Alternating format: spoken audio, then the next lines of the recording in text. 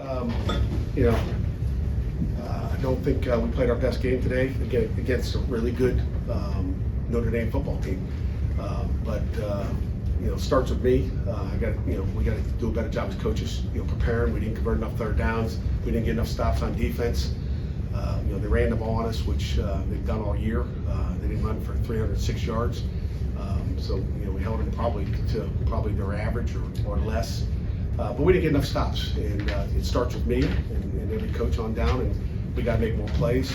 But I'm proud of our football team. We don't quit at the end. There's no quit in these guys. We get a fourth down stop, and then we take the ball down and score a touchdown. There's no quit out of our football team. We got a lot of season ahead. We'll get locked in and get ready for Georgia Tech on the road, and excited for that one. Questions? Pat, I'm sure you wanted to make a statement on that opening drive, and just a couple drops there, a couple drops in the first half. How deflating was that? They're deflating. It's a game of momentum, and you got to make those big time players. And again, our skill guys, they've done a great job all year. So I'm not going to complain. Big time players make big time plays in big time games, and that's what we have to do. And if you don't make those big plays, but it's a momentum change. I mean, Mason puts the ball on a dime, but again, the game of football is not easy. But we'll learn from it. We'll bounce back, and we'll go on the road and get a W. How did you feel like your offensive line played today? It's hard to say without watching the videotape, but obviously they put a lot of pressure on our quarterback, so we didn't play good enough. And again, they're talented up front. When you put yourself in third down long, we knew we were going to get a lot of different fronts and stunts and picks and all kinds of different stuff, and we didn't do a great job. And I don't think we did a great job in scramble too. When he's scrambling, our receivers got to get open. It was very touchy out there today, as you guys probably know, but we got to make plays. Mason was sacked 3 times in I think the first 8 minutes or so. Do you think that early pressure had him shaken up at all? He's not a guy that gets shaken up, but I think it would shake anybody up a little bit. You start to go, okay, I'm gonna have to get the heck out of here. So again, give them credit. They got a good front seven. As talented as you're facing the country, and they got good players. At the long touchdown run by Love, followed by the pick six in a span of 17 seconds, just how difficult was it to come back from that, and how did you guys try to respond there? Our kids, I think, responded well. There's adversity in the game. I don't think our guys ever put their head down. They popped a run on us, and we've seen that before. He's talented, man. He's a Heisman Trophy candidate. That's a big guy with some speed that can go. We missed a couple tackles and didn't fit it great. So we got to be more physical at the point of attack and make plays. Pat, this wasn't a must-win in your eyes, but for the Pitt fans, they're all must-wins. But for the Pitt fans, it had a little bit more meaning. You sold-out crowd, game day, Aaron Donald retirement. What do you say to the fans after a show like this? I apologize to the fans. That was a great showing. I walked out the game day. That was a heck of a day, at least to start. For our Pitt fans, for the University of Pittsburgh, for the city of Pittsburgh, and I appreciate everything they did. I wish I could have given more. It's only still Mason's 6th game. Do you think there's some things you probably could take from this game, learn now that you got to go on the road and play another big time opponent? Yeah, no question about it, Paul.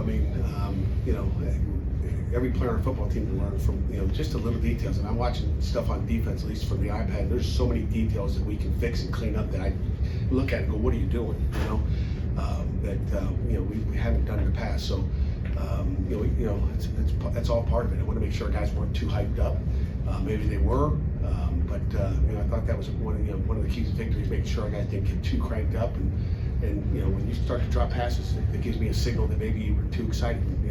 I didn't want them to get too darn excited, because that's how they beat you is by getting you too hyped up for them. Just about the kicker situation, obviously you didn't have Trey, and you also attempted a 53-yarder with Sam. Is that normally his range? He's hit him before. I think if you go back to the spring game, he hit a 52-yarder. We got a lot of confidence in that's a long kick, but we had to take a shot at it.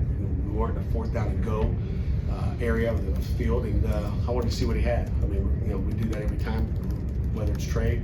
52 yards is no good, not easy for any kicker. But we took a penalty on that series as well. If we don't get a penalty, Poppy caught a big ball, I think, on a dig inside, and we could have had better field position. But those details and the operation was not good enough on offense today. Pat, you mentioned the third downs earlier, and I was just curious, what do you think is the biggest reason you guys weren't able to convert? Pressure on the quarterback. Again, you have to go back and watch tape if our guys were getting open or tugged or whatever else was happening in there. But we got to get open, we got to make plays, and we got to protect our quarterback. We didn't do a good enough job across the board. When you don't convert a third down, you convert a couple fourth downs. We get down to the 1 yard line, to the half-inch yard line, we don't get a touchdown. I mean, it's kind of one of those days, I guess. The game could have been a lot closer than it was. Our kids played their tails off. I love that team in that locker room. They played hard. They didn't quit, and that's what you love about this group. There was no hanging heads down there. Our guys were playing. How impactful were the multiple short field opportunities for Notre Dame? A couple touchdown drives started around midfield. Yeah, I mean, midfield, across midfield for sure. I mean, shoot, that first series, I mean, 48-yard line. I mean, it was 43-yard line. I mean, it was, it was not good field position in the first half. I don't know what, but we definitely got dominated, by field position, and we can't do that to ourselves. How much did the long rushing touchdown, that pick six, and 2 plays in the first quarter really change the game? Yeah, I mean, like I said earlier, it's a game of momentum. I haven't seen that pick six yet. I just saw the guy walk in the end zone, so I'm not sure what he saw, what coverage they were in. Obviously, we'll check that out tonight, but it's a game of momentum. Instead of us going down and scoring and not making some plays, they turn around and Coach, How do you keep this loss from kind of like snowballing? very easily.